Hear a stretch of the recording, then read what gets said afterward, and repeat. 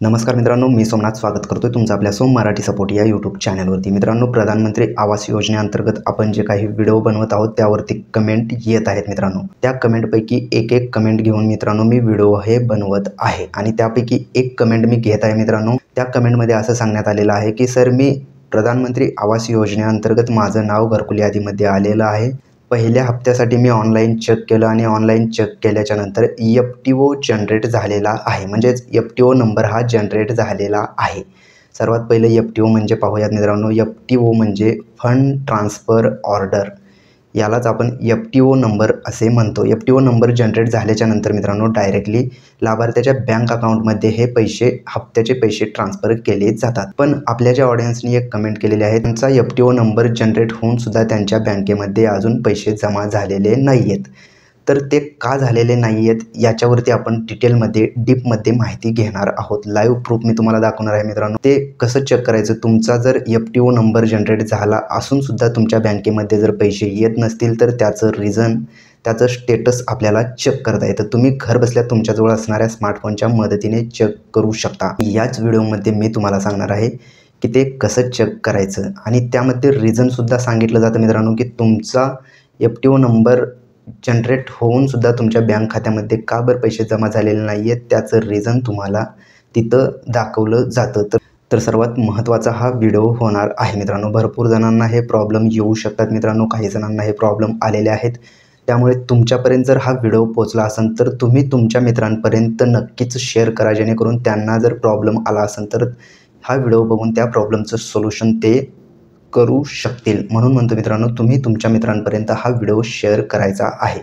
चला तर मग वेळ न घालवता मित्रांनो व्हिडिओला आपण सुरुवात करूया।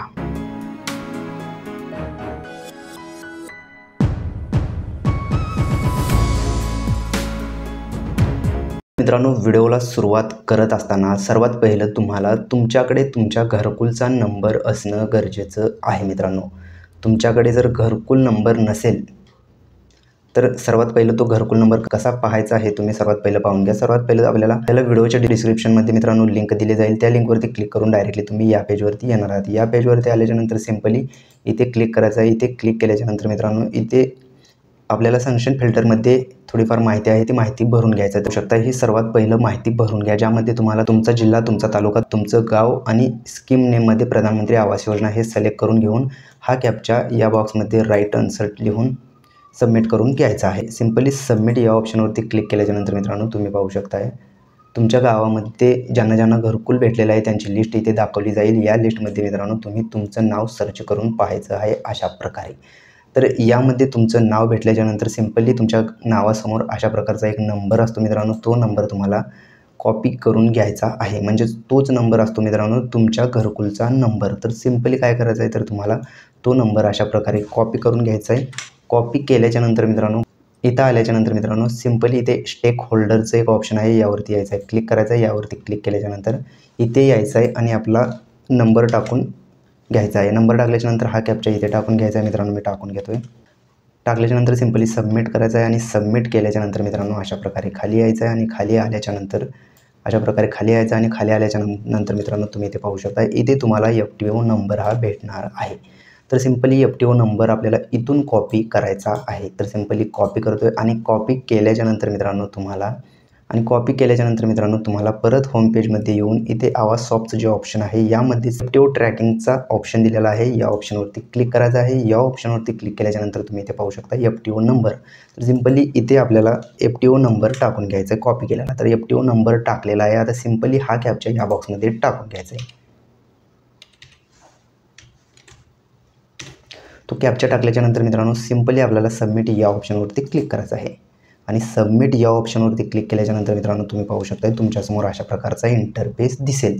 तर इथे पाहू शकता मित्रांनो FTO सेंड टू PFMS, म्हणजेच मित्रांनो फंड ट्रान्सफर ऑर्डर सेंड झालेले आहे पब्लिक फायनान्शियल मॅनेजमेंट सिस्टमकडे। तर तिथून सुद्धा मित्रांनो त्यांच्याकडे रिसीव्हसुद्धा झालेले आहे, त्यानंतर बँकेकडे सुद्धा पाठवण्यात आलेलं आहे आणि इथे पाहू शकता अक्नॉलेजमेंट रिसिव्ड फ्रॉम बँक, म्हणजेच बँकेकडे रिसीव्ह झालेला आहे। आता सिम्पली इथे 2 स्टेप आहेत मित्रांनो, डेबिट स्टेटस म्हणजेच अजून प्रोसेडमध्ये आहे मित्रांनो। इथे सुद्धा पाहू शकता payment to be beneficiaries not proceed, म्हणजेच इथे अजून प्रोसेड झालेली नाही आहे मित्रांनो पेमेंट। इथे डेबिट स्टेटस नॉट प्रोसीड दाखवत आहे, payment to be beneficiaries not proceed, म्हणजेच अजून यांच्या अकाउंटमध्ये पैसे हे ट्रान्सफर केले गेलेले नाही आहेत म्हणून इथे दाखवत आहे मित्रांनो. काही दिवसांनी हे दाखवलं जाईल. तर याचं रिझन, जर यामध्ये पैसे नाही आले तर ते रिझन कसं चेक करायचं, तर सिम्पली मी पहिलं अजून एक FTO नंबर घेऊन दाखवते मित्रांनो. इथे क्लिअर झालेलं, तर सर्वात पहिले मी दुसरा FTO नंबर घेतोय. तर इथे मित्रांनो तुम्ही पाहू शकता मी दुसरा एक FTO नंबर टाकून घेतोय.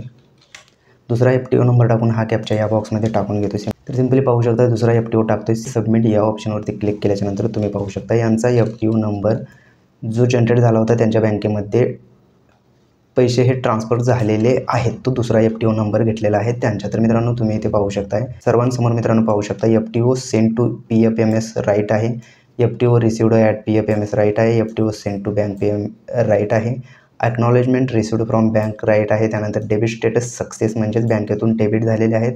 ऑन ऑल रिस्पॉन्स रिसिव्ड म्हणजेच लाभार्थ्याच्या बँक खात्यामध्ये हे पैसे जमा झालेले आहेत. जो FTO नंबर जनरेट होतो मित्रांनो त्याच्या थ्रू लाभार्थ्याच्या बँक अकाउंटमध्ये हे पैसे अशा प्रकारे ट्रान्सफर केले जातात.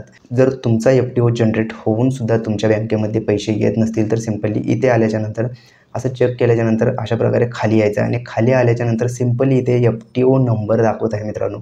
हा FTO नंबर फक्त तुमच्यासाठी नाही आहे मित्रांनो, तर भरपूर अशी यादी तुम्हाला इथे दिसेल. भरपूर जणांचा FTO नंबर हा सेमच असतो. तर सिम्पली यावरती क्लिक करायचं आहे. यावरती क्लिक केल्यानंतर तुमच्या समोर त्या सर्वांची नावं दाखवली जातील ज्यांना हा FTO नंबर देण्यात आलेला आहे.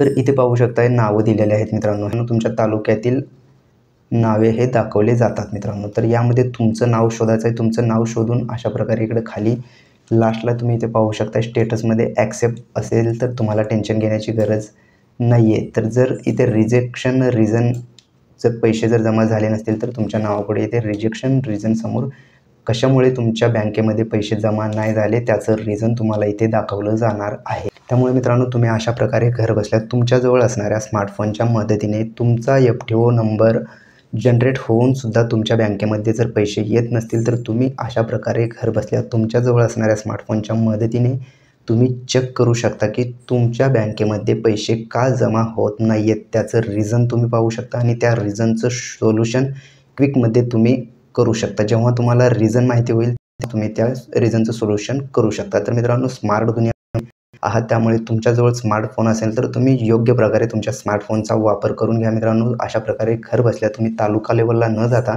घर बसल्या अशी कामे तुम्ही करू शकतात आणि अशाच प्रकारचे व्हिडिओ आपल्या चॅनलवरती अपलोड केले जातात. त्यामुळे तुम्ही जर का आपल्या चॅनलवरती नवीन असाल तर आपल्या चॅनलला आत्ताच सबस्क्राईब करून ठेवा. चला तर मग भेटूयात पुढील व्हिडिओमध्ये. धन्यवाद मित्रांनो.